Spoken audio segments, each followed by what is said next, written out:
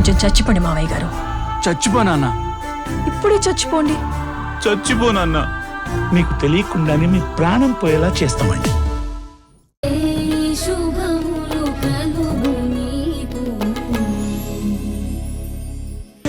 నమస్కారం అమ్మా. నమస్కారం అమ్మా. కూర్చోండి, మీకోసమే ఆ చైర్స్ వేయించాను.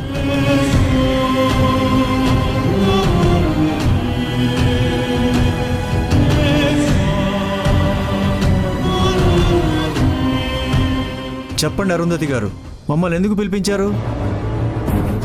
మళ్ళీ మీ రెండు కుటుంబాల మధ్య ఏం జరిగింది?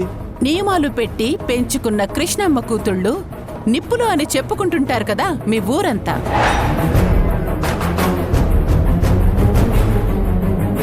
మరిప్పుడు నీ చిన్న కూతుర్ని అణుకువగా మార్చాల్సిన అవసరం ఏమొచ్చింది కృష్ణ తులసి? చెప్పు వాళ్ళకి. అది హాసిని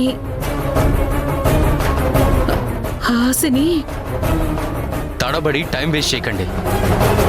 నిజమేంటో చెప్పండి.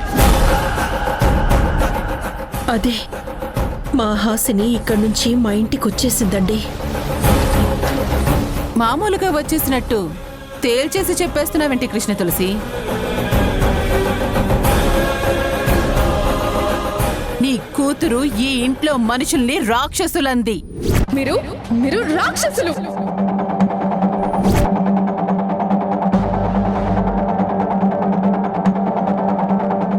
నా కొడుకు చెంప పగలగొట్టి మమ్మల్ని చీకొట్టి వెళ్ళిపోయింది. అది చెప్పు.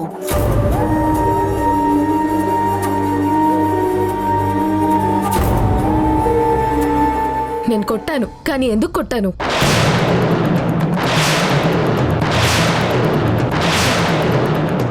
అతను నన్ను కొట్టిందే కాకుండా మా అమ్మని నోటికొచ్చినట్టు అవమానకరంగా మాట్లాడాడు. అందుకే. నేనెందుకు కొట్టాల్సి వచ్చింది? నువ్వు మా అమ్మని పిల్లలేని గొడ్రాలో అన్నావు, అందుకే. అబద్ధం.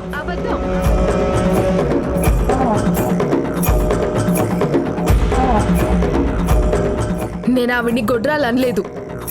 మీరు తన సొంత పిల్లలు కాదు, పెంచిన పిల్లలు అన్నాను. హాసిని, చాలు. అది కాదమ్మా, పాపు. Stop this nonsense.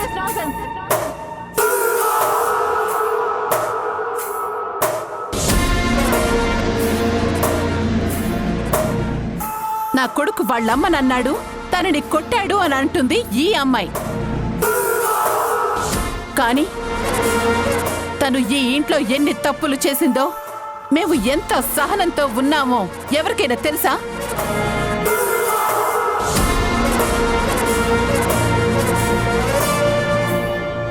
మా ఖాందాన్లో పెద్దవాళ్ళని ఎదిరించి మాట్లాడటమే తెలీదు. కానీ ఈ హాసిని మేమెంతో గౌరవించే మా పిన్నిని ఎన్నో మాటలంది.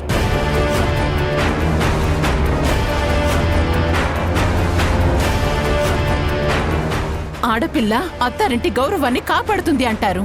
కానీ ఈ పిల్ల మా మర్యాదని, మా గౌరవాన్ని సోషల్ మీడియాలో రీల్స్ గా చేసి పెట్టేసింది.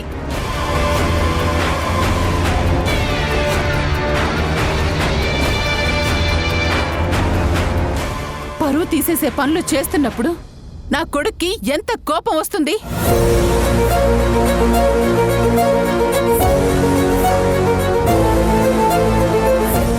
ఆ కోపం అణుచుకొని ఆడపిల్ల అని ఒకే ఒక్క కారణంతో ఒక్క మాట కూడా అనకుండా ఓపిక పట్టాడు.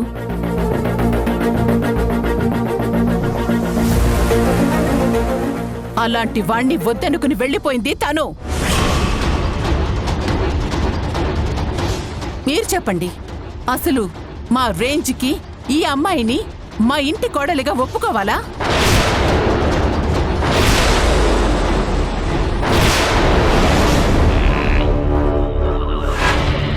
మమ్మల్ని వద్దనుకున్న మనిషికి మా ఇంట్లో మళ్ళీ చోటివ్వాలా?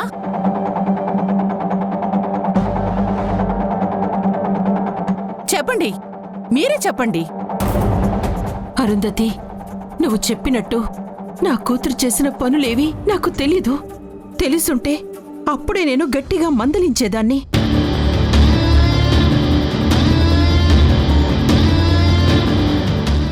చిన్నపిల్ల, ఆకతాయితనం ఎక్కువ.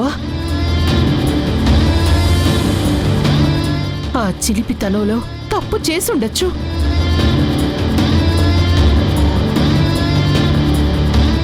వాటన్నింటినీ పెద్ద మనసు చేసుకొని మన్నించు అరుంధతి.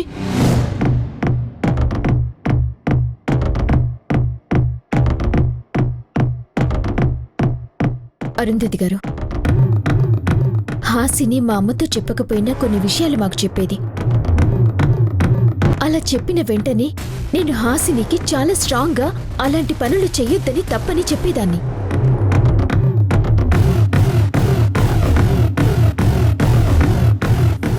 ఇప్పుడు తనని నిలదీసి బుద్ధి చెప్పడానికే కదా మా అందర్నీ ఈ ఊరి పెద్దల్ని రమ్మని పిలిచారు.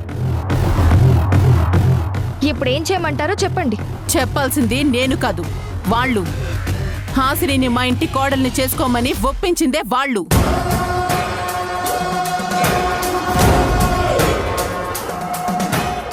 ఇప్పుడు వాళ్లే నా ఇంట్లోకి పంపించిన ఈ మనిషి తప్పు చేస్తే ఏం చేయాలో కూడా చెప్పాల్సింది వాళ్లే.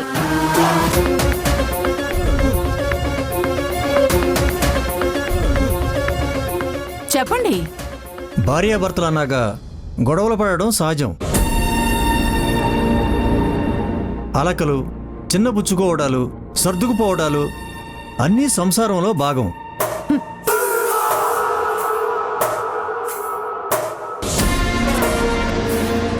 హాసిని చేసింది తప్పే.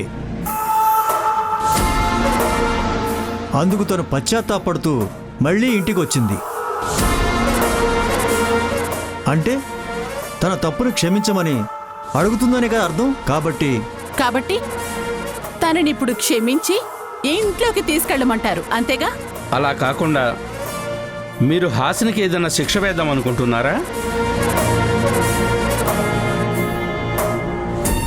అంటే ఇప్పుడు తనని ఇంట్లోకి రానిచ్చేశాక మళ్ళీ ఇలాంటి తప్పు చేయదని, ఇంట్లోంచి వెళ్ళిపోదని గ్యారంటీ ఏంటి? మీరిస్తారా గ్యారంటీ?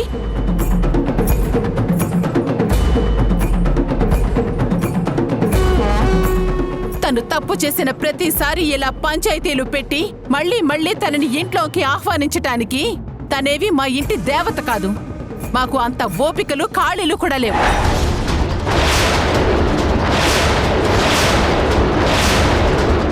అయితే ఇప్పుడేం చేయమంటారు?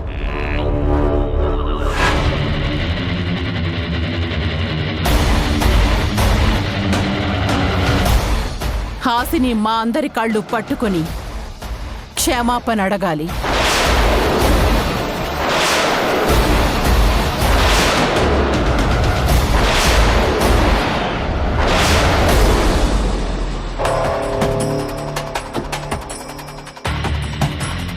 మళ్ళీ ఇలాంటి తప్పేవి చెయ్యనని ఈ పెద్దలందరి ముందు మాటివ్వాలి.